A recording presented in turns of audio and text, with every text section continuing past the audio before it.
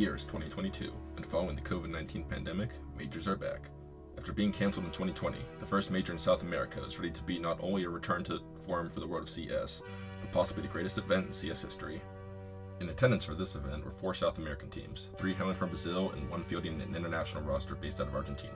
Furia Esports, Imperial Esports, and Double O Nation represented Brazil in the tournament, with Imperial Esports fielding Fallen and Fur, 2 of the greatest Brazilians to ever play the game, and Double O Nation fielding Coldzera and Taco, 2 other legendary Brazilian players that, along with Lincoln FNX Lau, dominated the scene in 2016, winning back-to-back major championships and cementing Brazil as a top nation in the game's history.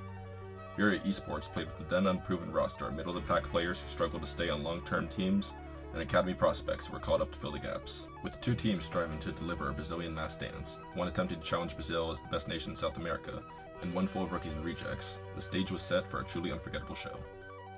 3 out of the 4 South American teams would get eliminated in the first round of groups.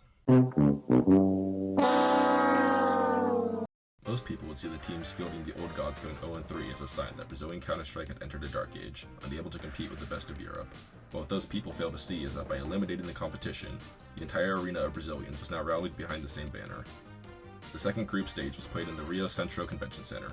Only now, instead of split crowds heckling the teams, the unified wall of Brazilians put all of their strength and power behind backing Furia Esports, the team no one expected to prevail amongst the teams of South America. The support would prove crucial as Furia walked their way through the second group stage, going 3-0 against Team Spirit, one of the top Russian teams at the time, yet nowhere near their peak in today's game. Big Plan, the undisputed top German national team, and ENCE, who admittedly fell off once their Finnish core dissolved as they fielded an international roster with less than stellar firepower. Going into the Genesi Arena, Furia were set to play against world number 4 Navi, who, despite struggling in the group stage by going 3-2, were still the overwhelming favorites to win the entire tournament.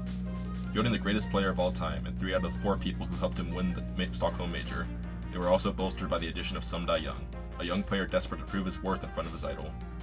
The game would begin on Navi's map pick, Nuke. When playing in big events in 2022, Navi were the 5th ranked team on Nuke, and among the teams in the knockout stages of the Major, they were the best team on Nuke. And Navi lacked one thing, the crowd support. Captain always willing to throw himself into the mix, and already he's got Simple's number in multiple rounds. Queserato fires round sight, making it look like they really want to go. Perfecto has something to say about it though. Up, over, dead at the hut. Young blinded, Electronic dead after 1. Make up for that TK. Winnable. Does bring it back into a 2v3. Heaven Plant Bit could face this, but he won't. He wants to play it safe. That's given Furia a bomb plant drop. Oh! And they're both! Perfecto! 1v1! Swung! And it's dropped to do it all! Despite the best efforts of both Furia and the crowd, Navi would prevail, winning 16-14 and escaping by the skin of their teeth. Navi might have been the tournament favorite, but they were not invincible, and this Nuke game gave Furia the proof that they needed to see that. The next map pick was Furia's pick, Ancient. Back in 2022, even before the current CT-sided economy buffs, Ancient was definitively the most CT-sided map in CSGO and big events, with a staggering 58.7% CT win rate in 2022. I tell you this because Furia absolutely steamrolled Navi 10-5 on their T-side half. But you need to remember, Navi are the tournament favorites, the world number 4, and after an impressive 4-0 run to put the score at 10-9, they seem to be back in their groove. Yet even during this loss streak, the Furia faithful continued to back their team. With every frag, every bit of damage, and even every save, they stuck behind their team, and the support would prove crucial. Smoke on the bomb makes things a little more interesting. Spam damage connects. Tap on it. Bit's moving in. They're spamming. Oh, he knows that someone's out in the open, but Bit discovers him. A missed jump sails him down the river. And now... Round 20. Furia's first proper full buy round. Navi would decide to execute A site this round, typically the harder of the 2 sites, due to needing strong mid control in order to fully clear Donut and dust the site. This execution was cucked by Queserato, however, who decided to W key into A main, picking off Electronic and lighting up Sum Young, who would later fall to a stray Molotov.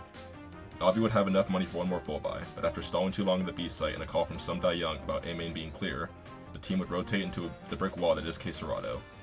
This round would seal the match, as Navi would never be able to recover economically from that loss, and despite picking up one more round, they would fall to Furia, 16-10. Map 3, the decider of the series, would be Mirage. While both teams performed within the top 10 among all teams in 2022 for Mirage, Navi lay in the top 3 of all teams, and Simple was the second best player on both sides of Mirage that year.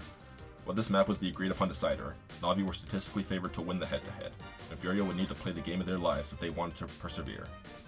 Now, it was at this point that I had started watching this match. I missed Nuke and Ancient due to being at a swim practice, but when I rushed home and got into my seat just as the first Mirage pistol round started, I knew this was going to be a game for the ages.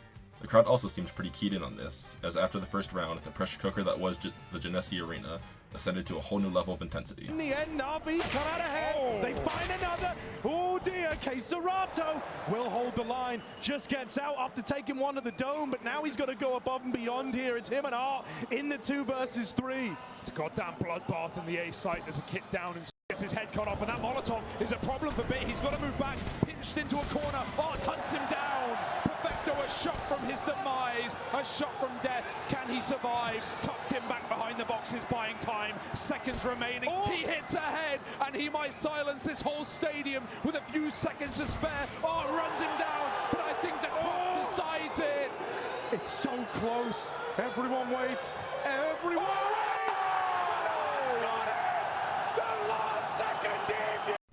Furia would go on to sweep the next 3 rounds, thanks to the godlike plays of Yuri and Serato, but Na'Vi would get their first full buy and remind everyone why they deserve to be on the world stage.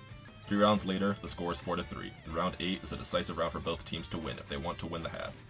Yet despite the unstoppable force of Electronic doing whatever he can to win, the immovable object that is Yuri refused to budge. Round 9, Serato turns into Prime Curry and sinks a 3. This might be enough. 2v2 and it grinds to a bit of a hold plant. For Na'Vi's tenuous and the nade! Oh, it's brutalized them!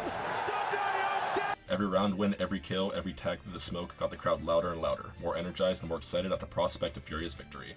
Na'Vi's win condition at this point has shifted. They don't win by breaking the spirits of Furia, they win by breaking the crowd, and that's exactly what they sought to do.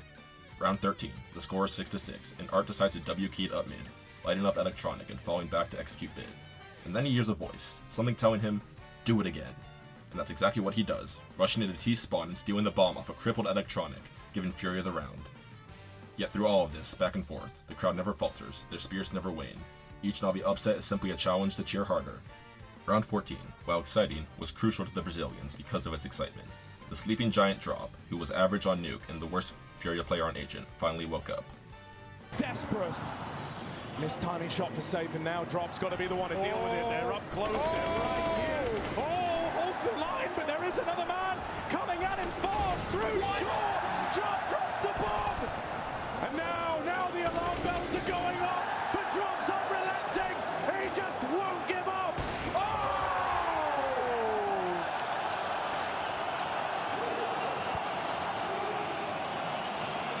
Na'Vi would go on to win the last round of the half, putting the game to 8-7 going into the second half.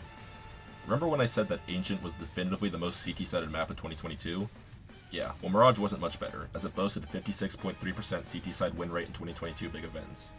Winning the favored side by 1 round against the best player in the world isn't enough to secure the map victory. Furia would need to play the greatest half of Counter-Strike ever played if they wanted a chance of even succeeding, and the crowd was willing to give everything they had to see this happen.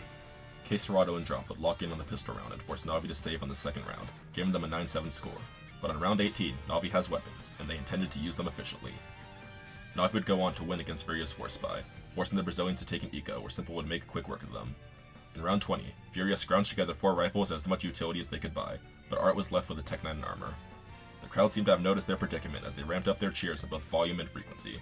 Thanks to the stealth maneuvers of Serato, the A-site fell, and despite it falling to Perfecto, they clinched what was supposed to be an unwinnable round, and they were rewarded by the cheers of the likes of which they had never heard until that point. Round 21 was the last full buy for both teams. Serato did some ninja shit to blow Electronic's head off and forced Perfecto into the 1v2. Safe, who had been having a horrible game up until this point, had found himself a double kill, and when his leader fell, he stepped up to get the final frag, sending the crowd into overdrive. Na'Vi would be forced to eco, but Drop was in the middle of having a life game, and 4 kills later, we find ourselves in round 24. This is the round that I believe led to Na'Vi ultimately losing the game. Sure, you could attribute it to their poor economy, bad mental state after having to give up the bomb defuse, or just the growing avalanche that was Furia, but I attribute it to the crowd pop. In this clutch, this will be another must-win round from the bottom performing player of Furia. Over the stairs, over the top, Perfecto spans him out. And that's what he's known for. That's the late game. Oh, he's lost now! No kids! No kids! Na'Vi fumbled the bag! Divine intervention in... Something about forcing an arena of people against you into silence, only for them to cheer louder than any crowd in Counter-Strike ever has, breaks people. If you don't believe me, I'll just let round 25 play out. But these openers have all come up in favor of Furia on the T side. A solo B play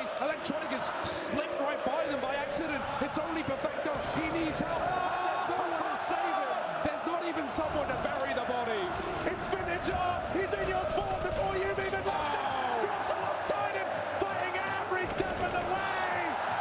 Save reaches double digits and Furia on to 15. It's meant to be.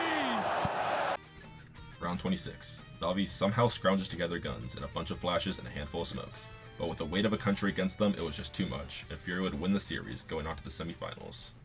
If you watched this tournament, or just looked up the results, you would know that Furia would fall to Cadian's Heroic, the top Danish team after the fall of Astralis. Heroic was fueled by a different flame though, not the crowd, but by the desire to give a man who had been outcast and forgotten a major championship, and that flame seemed to burn brighter. Unfortunately, that flame couldn't handle Flit and Jane, baby.